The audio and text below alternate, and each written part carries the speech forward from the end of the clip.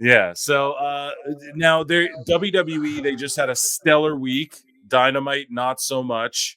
Tonight is AEW Dynamite. I'm doing a live stream watch along. I want to see how they rebound from the horrific Dynamite last week. The ratings were absolutely in the mud. We're recording this on Wednesday, and tonight will be Dynamite. But Time Cop, you'll be listening to this after it actually happens.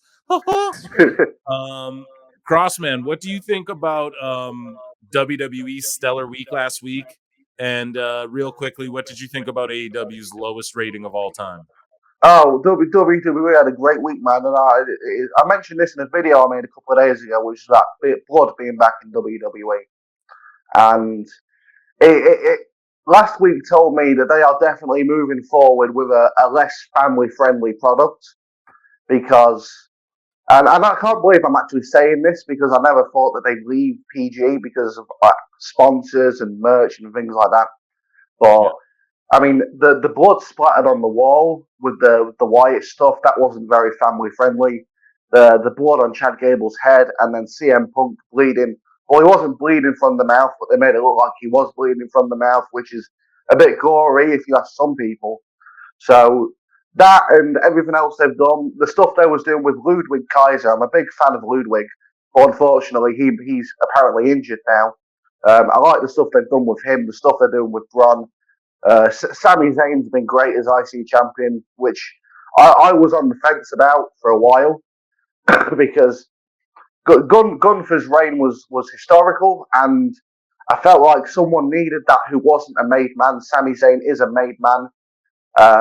Yeah, and he really needs a world championship, in my opinion, rather than the IC, which he's held before. But he's doing a good job. The stuff with Chad Gable's been great, but I don't think Chad Gable's actually going to be winning that championship anytime soon, which is disappointing. But Jacob Fatu, he's debuted. He did a fantastic job. Even though I did see a few sloppy things, but they weren't Jacob's fault. The first one was when he put Kevin Owens went into the barricade right before Fatu gave him a Samoan drop on the steps. And it looked like he just walked up to him and wasn't barged into him whatsoever. And then there was the part where Randy Orton got put through the barricade. I don't know what happened there. It's because some people said it was locked. Apparently, they unlock them when they're going for a barricade spot. So Randy looked like he had to just slide down, and it looked a little bit awkward. But everything else, man, he took out the top three baby faces on SmackDown in one night. He looked like an absolute beast. And I can't wait to see what Jacob Fatu does in the future because I don't know too much about him. All I know is that he wrestled in MLW. He's part of the Anoa'i Fatu family, and Jim Cornette marks out over him. That's really all I know about Jacob Fatu. But the AEW ratings, man, I don't know where to start with this because it's all self-inflicted. Tony Khan needs to be humbled. I thought a low number like that would humble him and would make him think, yeah, I'm probably doing a shit job here. But it hasn't, because he's now trying to say that Collision beat UFC, which I believe that they only beat the UFC pre-show and it wasn't for long. So he's trying to move the goalposts and make AEW look good as possible. But it ain't working out. And from what I've seen online, the show this week doesn't look like he's trying. All I remember seeing was we'll hear from Daniel Garcia. That is all I remember seeing. We'll hear from Daniel Garcia. Who wants to hear from Daniel Garcia? Yeah, exactly. And the UFC, I think, was on a Fight Pass, and it was like the prelim. And yeah, Daniel Garcia, the Dick Wiggler, as I call him. Like, no one wants to do that, dude. A complete travesty. So yeah, I hope they bounce back. Like, okay, are you one of the people? So I've had people on the show who just flat out are like, yeah, I can't wait till AEW goes out of business, or like, yeah, I can't wait till it just plummets and whatever. Are you of that ilk, or are you like, nah, I actually do want to see it successful and thriving? I'm in the middle because I don't want AEW to die. I want AEW to get better because at the end of the day, it keeps people jobs. And if it was better, it means I'd have another wrestling show to watch. Wow, amazing. That's good for me, but it's not good. And the reason why I'm on the other side of the fence in thinking, oh, I can't wait till this company goes away, is because of the way Tony is and the way the wrestlers are and the way their fans are. It's not the company itself. I don't hate the company itself.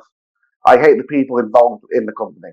So I don't want it to die, but there's also a little devil on my shoulders saying that I do. But mostly I do not. And that's the honest truth.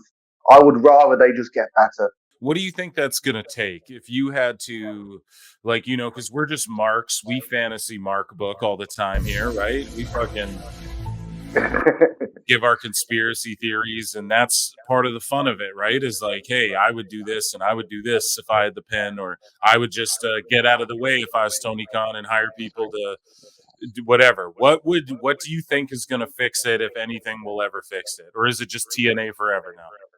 um, I honestly don't think there's any fixing. And the reason why I don't believe there's any fixing, the show could get better, right? The show could actually be good. I don't think people would care. And the reason why people wouldn't care is because AEW was like a rebellion to WWE, to Vince McMahon's WWE. And that's why people gravitated towards it. But it's not Vince McMahon's WWE anymore. It's Triple H's WWE. It's better. It's actual. It's not perfect WWE, but it's a lot better than it has been in the last, I don't know, 5, 6, 7 years. And people don't. People feel like they don't need that. What's the word I'm looking for? Revolution? Yeah, we'll go with that one.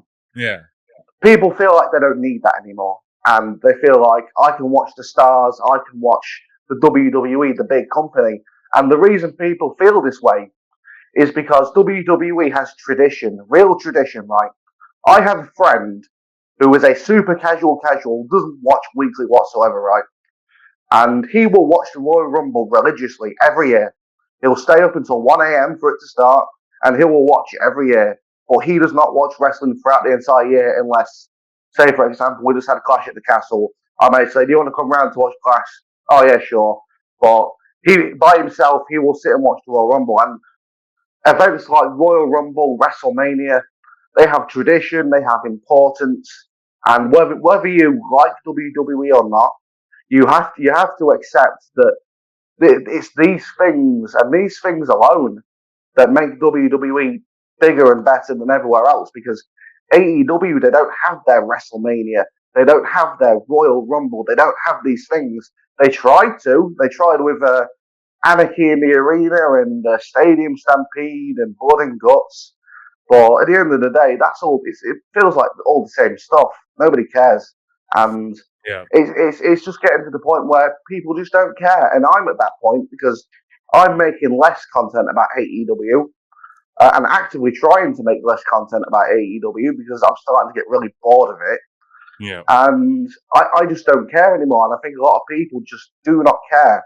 I mean, if the show got better, sure, I'd watch it. But I don't think many other people Yeah. would. I commend you for that too. Like, just going out there and saying, I'm trying not to even make shit about AEW. Like, I respect that a lot, man.